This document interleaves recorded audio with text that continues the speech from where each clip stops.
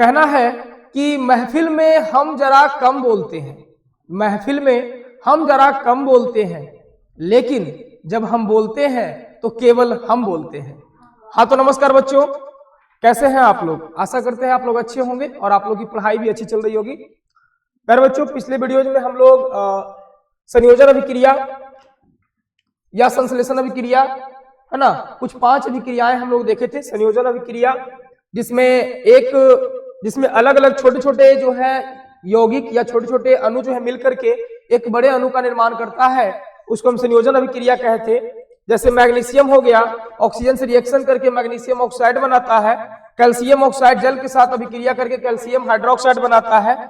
Sulphur trioxide जल के साथ अभिक्रिया करके ये सल्फ्यूरिक अम्ल बनाता था। कार्बन जो है ऑक्सीजन के साथ रिएक्शन करके कार्बन डाइऑक्साइड बनाता है, और कार्बन मोनोऑक्साइड ऑक्सीजन के साथ रिएक्शन करके कार्बन ट्राइऑक्साइड बनाता है। इस प्रकार से छोटे छोटे अणु जो है जुड़ करके एक बड़े अणु का निर्माण करता है, जिसका गुण पहले के अणु से बिल्कुल क्या होता है, भिन्न होता है।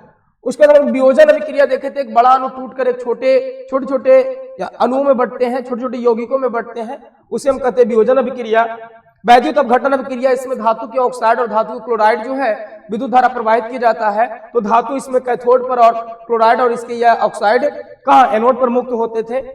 इसी प्रकार से एकल विस्थापन अभिक्रिया हमने देखा था कि अधिक क्रियाशील जो तत्व होते हैं, कम क्रियाशील जो तत्व के यौगिक जो होते हैं उनको विस्थापित कर देते हैं, तो उसे एकल विस्थापन कहते थे। और उभय विस्थापन या द्वि विस्थापन एक दूसरे की अदला बदली करके ये बनाता था, जिसको हम क्या कहते थे, द्वि विस्थापन कहते थे। जैसे NaCl है, AgCl है, तो यहाँ पे NaCl है, Ag जो है वो सोडियम को यहाँ पर क्या कर दिया, अलग अलग, मतलब एक दूसरे का इंटरचेंज कर लिया। सो Ag जो है वो सोडियम को हटाकर Ag यहाँ पर लग गया, AgCl हो गया, ये अवक्षेप प्राप्त होता है, और यहाँ से NaNO3 बना दिया, सोडियम नाइट्रेट बना दिया। इस प्रकार से क्या कर लिया, अदला बदली कर लेता है, उसको हम कहते हैं द्विविस्थापन अभिक्रिया। अब हम आगे जानते हैं, आगे हम लोग देखते हैं अवक्षेपण अभिक्रिया। क्या देखते हैं, अवक्षेपण अभिक्रिया से अभी हमने देखा इसमें आपका AgCl का जो है ना, ये अवक्षेप ही प्राप्त होता है, ठीक है, तो वो अवक्षेपण अभिक्रिया भी कहलाएगा। तो कहता है जिस अभिक्रिया में अवक्षेप बनता है, मतलब अभिक्रिया के बाद जो पेंदी में बैठ जाता है अवक्षेप के रूप में, उसको हम क्या कहते हैं, अवक्षेप अभिक्रिया कहते हैं, अवक्षेपण अभिक्रिया कहते हैं। तो यहाँ पे आपका एग्जांपल है CuSO4 copper sulphate H2S hydrogen sulphide के साथ जब रिएक्शन करता है तो ये बना लेता है H2SO4 और CuS कॉपर सल्फाइड का ये क्या प्राप्त हो जाता है, अवक्षेप प्राप्त हो जाता है। अवक्षेप को नीचे की ओर अगर इस प्रकार से दिखाया गया है तो पेंदी में ये बैठ जाता है, यानी कि अवक्षेप का ये संकेत है, और ऊपर की ओर जब ऐसे दिखाया जाता है तो ये गैस का संकेत है कि ये क्या होता है, गैस निकल रहा है, ठीक है। चलिए इसी प्रकार से NaCl और AgNO3 का जब रिएक्शन करवाया जाता है तो ये क्या बनाता है, AgCl का अवक्षेप और NaNO3। अभी आपने रिएक्शन देखा था डबल विस्थापन में, है ना, तो AgCl का क्या प्राप्त होता है, अवक्षेप प्राप्त होता है, ठीक है। इसी प्रकार से BaCl2 Na2SO4 जब रिएक्शन करता है तो ये बना लेता है BaSO4 का अवक्षेप और NaCl सोडियम क्लोराइड ये बनाता है, ठीक है। तो नीचे की ओर तीर का निशान जहां पर भी रहेगा उसका मतलब होता है अवक्षेप। क्या होता है, अवक्षेप का बनना। ऊपर की ओर तीर का निशान रहेगा तो वो होता है गैस का बनना, ठीक है। तो ये हो गया अवक्षेपण अभिक्रिया। जिस अभिक्रिया में अवक्षेप प्राप्त होता है उसे हम कहते हैं अवक्षेपण अभिक्रिया। अगला है उदासीनीकरण अभिक्रिया, न्यूट्रलाइजेशन रिएक्शन। उदासीनीकरण अभिक्रिया, देखो अम्ल और क्षार को जब रिएक्शन करवाते हैं तो वो उदासीन बनाता है, ना कि लवण बनाता है। क्या बनाता है, लवण बनाता है, ठीक है।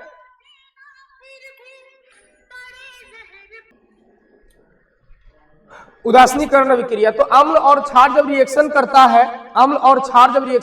है, तो वो क्या बनाता है, लवण बनाता है। क्या बनाता है, लवण। उसी को हम कहते हैं उदासीनीकरण अभिक्रिया। लवण और साथ में जल बनाता है। कहता वह अभिक्रिया जिसमें एक अभिकारक अम्ल और दूसरा अभिकारक क्या होता है, क्षारक होता है, जो अभिक्रिया करके एक दूसरे के गुणों को उदासीन करके क्या बनाता है, लवण तथा जल। एक दूसरे के गुण को एकदम बिल्कुल क्या कर देता है, उदासीन कर देता है। ना अम्ल रहता है, ना ही क्या रहता है, क्षार रहता है, तो उसको उदासीन करके लवण और जल प्रदान करता है, उसे हम कहते हैं उदासीनीकरण अभिक्रिया कहते हैं। जैसे इसका जो काम है, आप जैसे देखते होंगे कि अगर आपको कुछ चींटी वगैरह काट लेता है, या फिर जो पीला वाला बिढ़नी होता है, हड्डा वाला। अगर बिढ़नी आपको कभी कभी काट लेता तो आप क्या करते हैं? चूना रगड़ते हैं, है ना। चूना क्या होता है? क्षारीय। और उसमें जो है हड्डा के डंक में आपको पाया जाता है अम्ल, पाया जाता है, एसिड पाया जाता है, फॉर्मिक अम्ल, या फिर चींटी काट लेता है तो वहां पर आप चूना रगड़ते हैं, क्षार रगड़ते हैं, तो वो क्या कर देता है? उदासीन कर देता है। क्या कर देता है? उदासीन कर देता है। और उदासीन करने से आपका जलन क्या हो जाता है? कम हो जाता है। ठीक है, तो वही कर रहा हुआ अभिक्रिया जिसमें एक अभिकारक अम्ल और दूसरा अभिकारक क्षारक होता है, जो अभिक्रिया करके एक दूसरे के गुणों को उदासीन करके लवण और जल प्रदान करता है। इसी को हम क्या कहते हैं? उदासीनीकरण अभिक्रिया। जैसे आपका कहता है हाइड्रोक्लोरिक अम्ल और सोडियम हाइड्रोक्साइड। ये देखिए अम्ल है और ये क्या है? क्षारक है। ये अम्ल है और ये क्या है? क्षारक है। देखिए हाइड्रोजन पहले लगा हुआ रहेगा ना तो वो अम्ल, प्राय वो क्या होता है? अम्ल होता है। और OH लगा हुआ रहेगा वो क्या होता है? क्षारक होता है। हाइड्रोक्लोरिक अम्ल सोडियम क्लोराइड के साथ सोडियम हाइड्रोक्साइड के साथ रिएक्शन करेगा, ये बनाएगा NaCl। क्या बनाएगा? NaCl। और क्या? जल बनाता है। साथ में क्या बनाता है? जल बनाता है। इसी प्रकार से सल्फ्यूरिक अम्ल H2SO4 पोटेशियम हाइड्रोक्साइड के साथ रिएक्शन करेगा तो ये क्या बनाएगा? K2SO4 पोटेशियम सल्फेट और क्या बनाएगा? जल बनाएगा। ठीक है, K2SO4 क्या बनाएगा? K2SO4 और क्या बनाएगा? जल बनाएगा। ये आपका जो प्रक्रिया है वो कैसी प्रक्रिया है? उदासीनीकरण अभिक्रिया है। ठीक है, ये आपका लवण बन रहा है। यहाँ पर क्या बन रहा है? ये आपका लवण बन रहा है।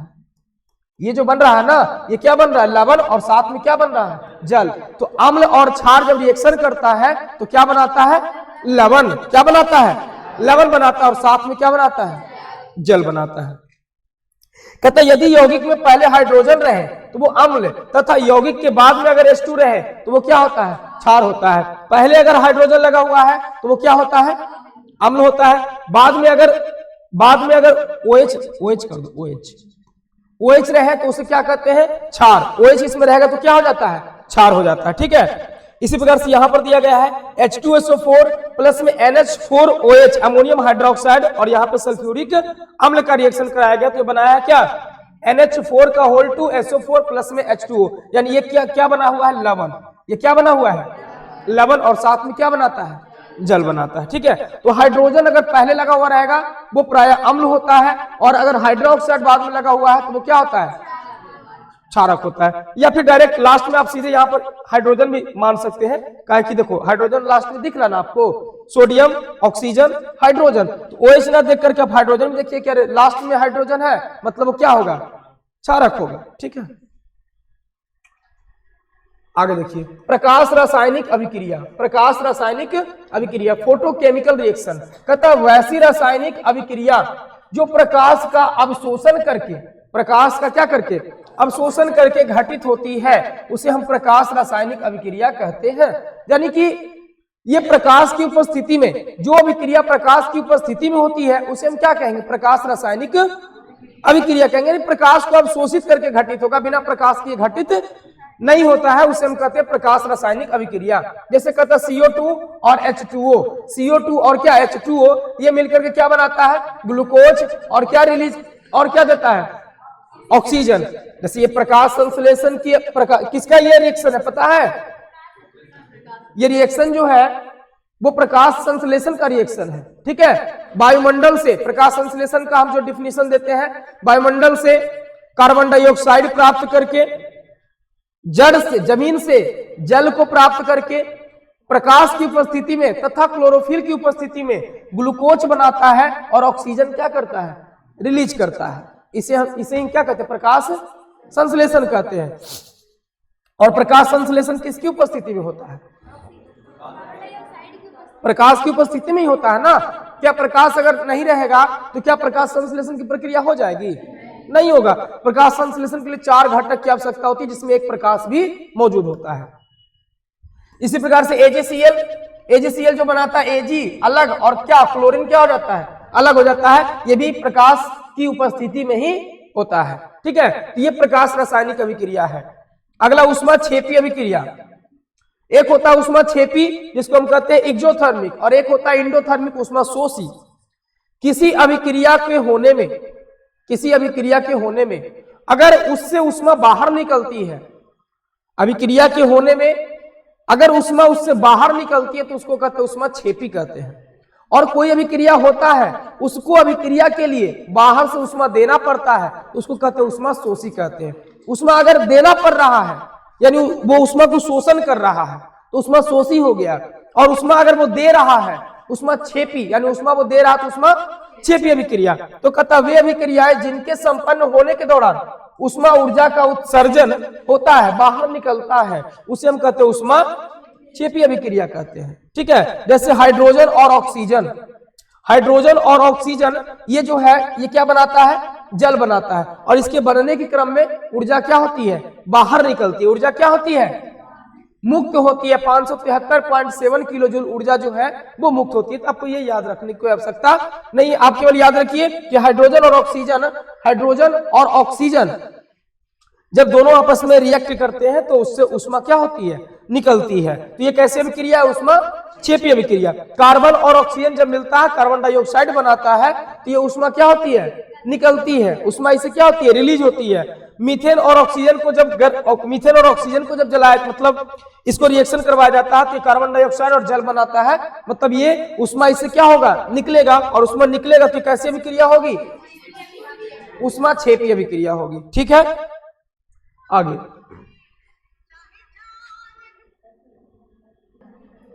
आइए, अगला है आपको एंडोथर्मिक रिएक्शन। ठीक है, एंडोथर्मिक रिएक्शन जिसको हम कहते हैं उष्मा शोषी अभिक्रिया। तो उष्मा छेपी में उष्मा बाहर निकला, अभिक्रिया के फलस्वरूप क्या हुआ, उष्मा बाहर निकला। लेकिन उष्मा शोषी में आपका अभिक्रिया तब होगा जब आप बाहर से आप इसमें उष्मा दीजिएगा। जब उष्मा आपको देना पड़ेगा तो ये कैसी अभिक्रिया हो जाएगा, उष्मा शोषी अभिक्रिया। कहता वह रासायनिक अभिक्रिया जिनके संपन्न होने के उपरांत उष्मा ऊर्जा का अवशोषण होता है। उष्मा ऊर्जा का क्या होता है, अवशोषण होता है, उसे उष्मा शोषी अभिक्रिया कहते हैं। जैसे आपको कहता है नाइट्रोजन और ऑक्सीजन को जब रिएक्शन करवाएंगे तो इसके लिए हमको उष्मा क्या करना पड़ेगा, बाहर से उष्मा हमको देना पड़ेगा। ये बनाएगा नाइट्रोजन ऑक्साइड बनाएगा। क्या बनाएगा, नाइट्रोजन ऑक्साइड बनाएगा। तो इसके लिए हमको क्या करना पड़ेगा, बाहर से उष्मा देना पड़ेगा। जब बाहर से उष्मा देना पड़ेगा तो वो कैसी अभिक्रिया कहलाएगी, उष्मा शोषी अभिक्रिया। ठीक है, इसी प्रकार से कार्बन और सल्फर को जब रिएक्शन करवाएंगे तो बाहर से हमको ऊर्जा देना पड़ेगा, यानी ये बनाएगा क्या, कार्बन सल्फाइड बनाएगा। क्या बनाएगा, कार्बन सल्फाइड बनाएगा। और ये उष्मा शोषी अभिक्रिया है क्योंकि इसमें हमको उष्मा देना पड़ रहा है। ठीक है, देना पड़ रहा उष्मा। देखिए अभिकारक में उष्मा लगा हुआ है, आप समझिएगा ध्यान से। अगर अभिकारक में उष्मा लगा हुआ है ना, तो ये उष्मा शोषी अभिक्रिया होगा। और अभी आपने देखा कि प्रतिफल प्रोडक्ट में आपका उष्मा ये जो है निकल रहा है, रिलीज हो रहा है। अभिक्रिया के फल स्वरूप इतना उष्मा क्या हो रहा है, रिलीज हो रहा है, मतलब ये उष्मा दे रहा है। तो ये क्या हो जाएगा, उष्मा छेपी। उष्मा दे रहा है तो प्रोडक्ट में आएगा। उष्मा अगर ग्रहण कर रहा है तो वो कहाँ आएगा, अभिकारक में आएगा।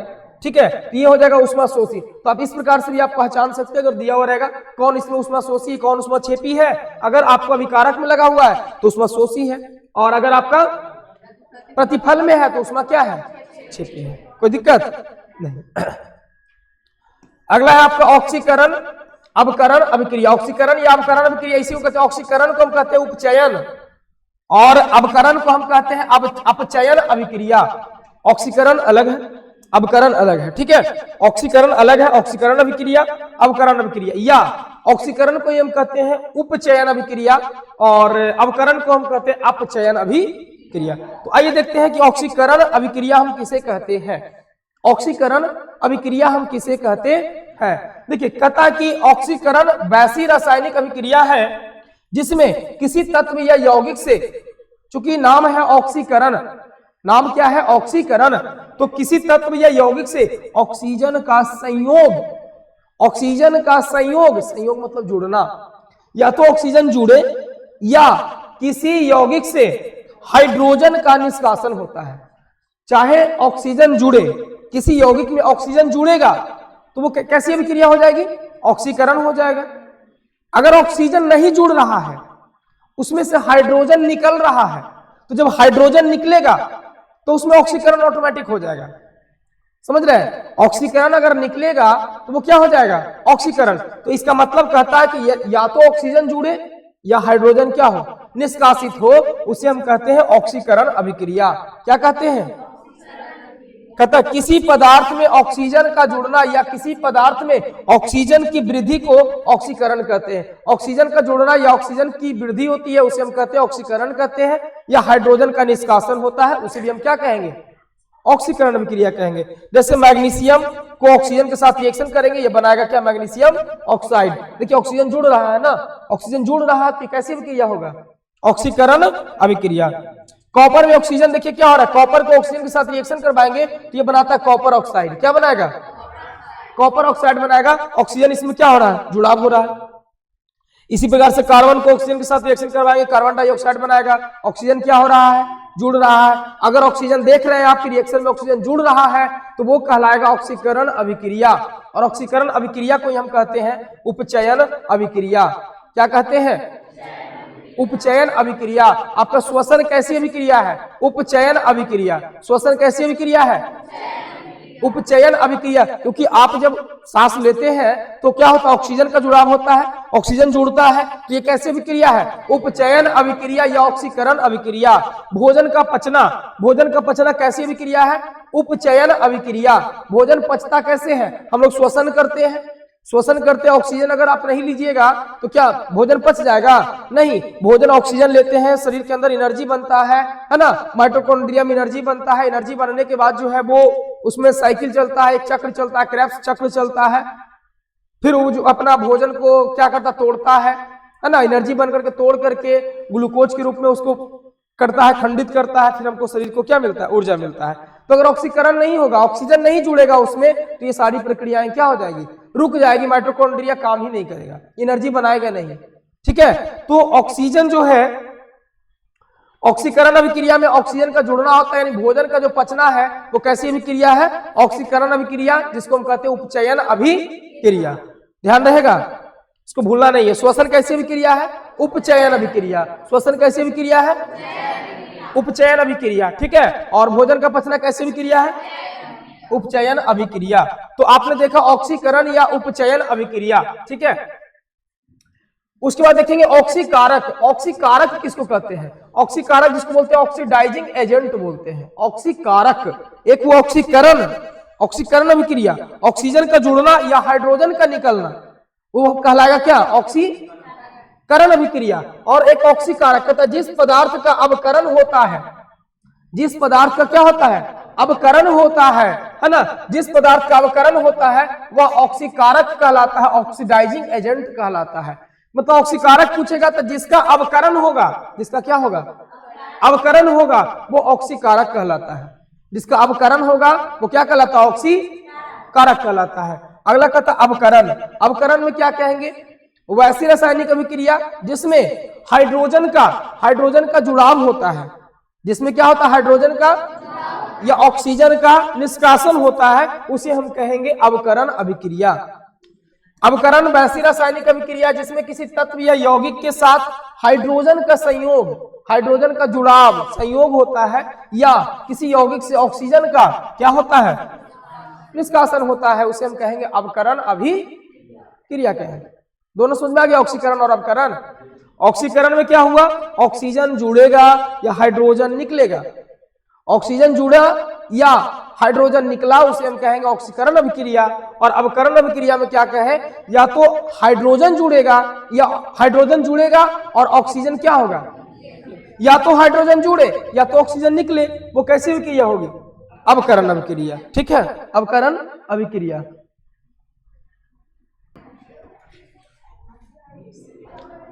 चलिए, तो हमने अवकरण अभिक्रिया यहां पर जाना है ना, कि यदि अभिक्रिया में हाइड्रोजन का संयोग होगा या ऑक्सीजन का निष्कासन होगा तो उसको हम कहेंगे क्या? अवकरण अभिक्रिया। नाम से ही पता चल रहा है, ऑक्सीकरण में ऑक्सीजन जुड़ाव होगा, हाइड्रोजन निकलेगा। अवकरण हाइड्रोजन जुड़ेगा, ऑक्सीजन क्या होगा? निकलेगा। इसी को हम कहेंगे क्या? अवकरण अभिक्रिया। ऑक्सीकारक में हमने देखा कि नाम है ऑक्सीकारक। ऑक्सीकारक में क्या हो रहा है? जिस पदार्थ का अवकरण होगा उसको हम कहेंगे ऑक्सीकारक। और अगला में हम देखेंगे, पहले इसको देख लेते हैं। किसी पदार्थ में ऑक्सीजन का अलग होना वो क्या कहलाता है? अवकरण कहलाता है। अगर ऑक्सीजन अलग हो रहा है तो वो कहलाएगा अवकरण। जैसे देखिए कॉपर ऑक्साइड में हाइड्रोजन, कॉपर ऑक्साइड को हाइड्रोजन से रिएक्शन करवाया जा रहा है तो वो कॉपर क्या हो गया, अलग हो गया और H2O बना दिया, क्या बना दिया, जल। ऑक्सीजन इससे निकल करके हाइड्रोजन में जाके जुड़ करके जल बना दिया। तो ऑक्सीजन का इसके साथ क्या हो रहा है, निष्कासन हो रहा है। ऑक्सीजन क्या हो रहा है, निष्कासन हो रहा है। तो ऑक्सीजन का निकलना वो कहलाता अवकरण अभिक्रिया। तो ऑक्सीजन निकल के वो जल बना दिया, कॉपर अकेले हो गया। जिंक ऑक्साइड कार्बन के साथ रिएक्शन करके जिंक अलग हो गया, ऑक्सीजन क्या हो गया, इससे अलग हो गया। ये क्या हो रहा है, अवकरण हो रहा है ना। इसी प्रकार से सल्फर डाइऑक्साइड हाइड्रोजन सल्फाइड के साथ रिएक्शन करके सल्फर अलग हो गया और ये क्या बना दिया, जल बना दिया। सल्फर अलग हो गया और ये क्या बना दिया, जल। तो ये कैसी अभिक्रिया है, अवकरण अभिक्रिया। देखिए इसमें ऑक्सीजन जुड़ा हुआ था लेकिन ऑक्सीजन क्या हो गया, निकल गया। तो ऑक्सीजन का निकलना क्या कहलाता है, अवकरण अभिक्रिया। या हाइड्रोजन जुड़ जाएगा तो अवकरण अभिक्रिया कहलाएगा। ऑक्सीकारक में देखिए कि जिस पदार्थ का अवकरण होता है, जिस पदार्थ का अवकरण होता है वो कहलाता है क्या, ऑक्सीकारक। तो हम देखेंगे अब ऑक्सीकारक हो गया, अब देखेंगे अवकारक। ध्यान से, इसमें कंफ्यूजन होता है थोड़ा सा। ऑक्सीकारक में देखें कि जिसका अवकरण होता है उसको हम ऑक्सीकारक कहते हैं। तो अवकारक अगर पूछेगा, अवकारक, तो हम कहेंगे जिस पदार्थ का या जिस पदार्थ का ऑक्सीकरण होता है वो कहलाएगा अवकरण। ठीक है, बस उल्टा खाली याद रखिएगा। अवकारक में जिस पदार्थ का ऑक्सीकरण होता है वह क्या कहलाता है, अवकारक कहलाता है। याद रहेगा, जिस पदार्थ का ऑक्सीकरण होता है वह अवकारक कहलाता है। ये थोड़ा सा उल्टा यहाँ पे याद रखिएगा। हाइड्रोजन ऑक्सीजन के साथ रिएक्शन करके क्या बनाता है, जल। हाइड्रोजन जो है ऑक्सीजन के साथ रिएक्शन करके क्या बनाता है, जल बनाता है ना। तो इसमें जो है कहता है जिस पदार्थ का ऑक्सीकरण होता है। देखिए तो हाइड्रोजन ऑक्सीजन के साथ जुड़ा तो ये ऑक्सीकरण हुआ कि नहीं हुआ, ऑक्सीकरण हुआ ना। तो ऑक्सीकरण होता है तो ये कहलाता है अवकारक कहलाता है। क्या कहलाता है, अवकारक कहलाता है। उल्टा, बस उल्टा खाली याद रखिएगा। अवकारक में जिस पदार्थ का ऑक्सीकरण होता है, इसमें बताइए कि ऑक्सीकरण किसका हो रहा है, हाइड्रोजन का। ऑक्सीकरण किसका हो रहा है, हाइड्रोजन का। हाइड्रोजन में ऑक्सीजन जाकर के जुड़ रहा है ना। तो इसका ऑक्सीकरण हो रहा है तो ये कहलाएगा आपका, क्या कहलाएगा, अवकारक कहलाएगा। क्या कहलाएगा, अवकारक कहलाएगा। ठीक है, चलिए आगे बढ़ते हैं, धुंधला हो रहा है।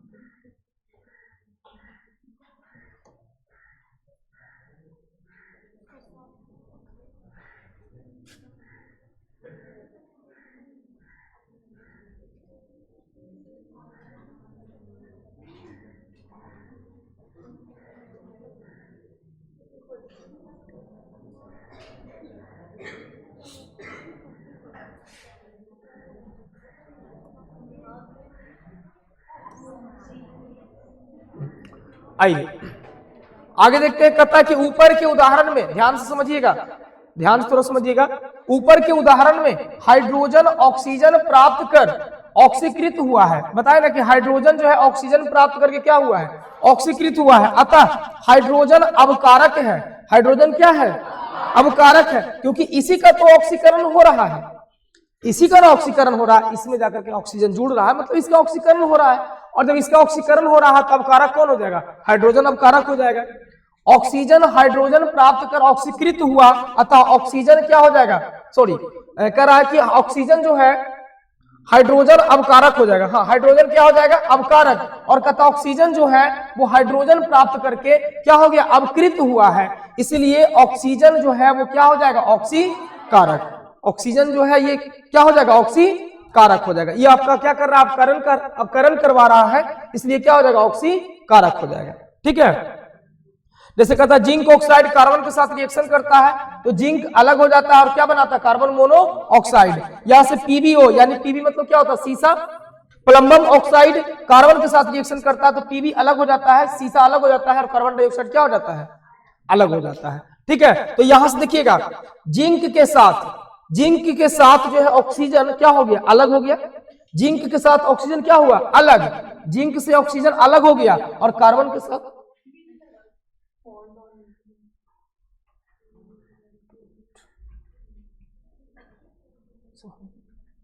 कैसे हो जाता है। देखिए यहां पे हमने देखा कि जिंक ऑक्साइड था, कार्बन के साथ रिएक्शन किया तो जिंक के साथ ऑक्सीजन क्या हो गया, अलग। जिंक के साथ ऑक्सीजन क्या हो गया, अलग।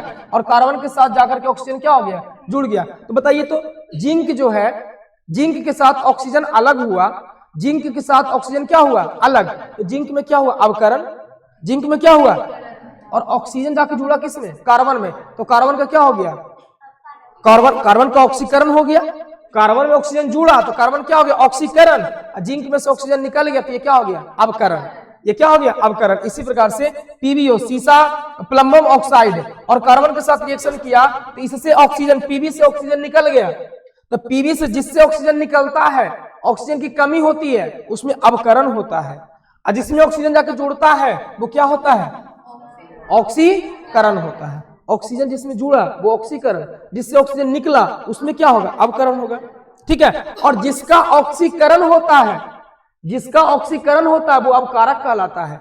तो कार्बन में जाकर के ऑक्सीजन क्या हो गया, जुड़ा, तो कार्बन का क्या हुआ, ऑक्सीकरण, कार्बन का क्या हुआ, तो कार्बन जो है वो कहलाएगा क्या, ऑक्सीकारक, क्या कहलाएगा, ऑक्सीकारक, ऑक्सीजन जाकर जुड़ा ना, ये इसका ऑक्सीकारक हो गया, ये ऑक्सीकारक हो गया, ठीक है। इसी प्रकार से इसमें जाकर के कार्बन में, इसमें ऑक्सीजन जाकर जुड़ गया तो ऑक्सीकारक ये हो जाएगा। इसमें आपका क्या हुआ, ऑक्सीजन निकला, ऑक्सीजन क्या हुआ, निकला, तो इसका क्या हुआ, ऑक्सीजन निकला तो इसका अवकरण हुआ, इसका क्या हो गया, अवकरण हो गया। मतलब थोड़ा सा जो है इसमें बस उल्टा खाली कर दिया है ना, बस ये आपको समझना है। आगे चलिए, रेडॉक्स अभिक्रिया, ध्यान दीजिएगा, रेडॉक्स अभिक्रिया क्या है, ऑक्सीकरण एवं अवकरण अभिक्रिया को संयुक्त रूप से, यानी कि दोनों अभिक्रिया अगर साथ में होती है, जैसे यहां पर देखिए दोनों अभिक्रिया साथ में हो रही थी, एक के साथ ऑक्सीजन निकल रहा है, एक के साथ ऑक्सीजन जुड़ रहा है, एक में जो है वो अवकरण हो रहा है और एक में क्या हो रहा है, ऑक्सीकरण हो रहा है। दोनों अभिक्रिया साथ में होती है, ऑक्सीकरण और अवकरण अभिक्रिया दोनों साथ में होती है, उसको हम कहते हैं ऑक्सीकरण, क्या सॉरी रेडॉक्स अभिक्रिया, क्या कहते हैं, ऑक्सीकरण और अवकरण दोनों अभिक्रिया साथ में होती है, उसको हम क्या कहते हैं, रेडॉक्स अभिक्रिया। ऑक्सीजन का निकलना क्या कहलाएगा, अवकरण, ऑक्सीजन का जुड़ना क्या कहलाएगा, ऑक्सीकरण, दोनों अभिक्रिया साथ में हो रही है, इस अभिक्रिया को हम कहेंगे रेडॉक्स अभिक्रिया, साथ में हम कहेंगे रेडॉक्स अभिक्रिया कहेंगे, ठीक है। इसी प्रकार से प्लम्बम ऑक्साइड था, कार्बन, यहां से जो है ऑक्सीजन निकला और यहां ऑक्सीजन जुड़ा, इसका हो गया क्या, अवकरण, इसका हो गया ऑक्सीकरण, दोनों एक साथ हुआ है, दोनों एक साथ संचालित हुआ, उसको हम कहेंगे कि रेडॉक्स अभिक्रिया कहेंगे। तो वही कह रहा है, रेडॉक्स अभिक्रिया, ऑक्सीकरण एवं अवकरण अभिक्रिया को संयुक्त रूप से रेडॉक्स अभिक्रिया कहते हैं, दोनों अगर साथ साथ में होगा उसको हम कहेंगे रेडॉक्स अभिक्रिया। रिडक्शन और ऑक्सीडेशन मिलकर के क्या बनता है, ऑक्सीकरण और अवकरण मिलकर के बनता है रेडॉक्स अभिक्रिया। ऑक्सीकरण एवं अवकरण दोनों प्रक्रियाएं साथ साथ होती है, और देखिए जब एक से ऑक्सीजन निकलेगा तो जाहिर सी बात है कि दूसरा में जाकर के ऑक्सीजन क्या होगा, जुड़ेगा। एक से अगर ऑक्सीजन निकलेगा तो जाहिर सी बात है कि दूसरा में जाकर के ऑक्सीजन क्या होगा, जुड़ेगा।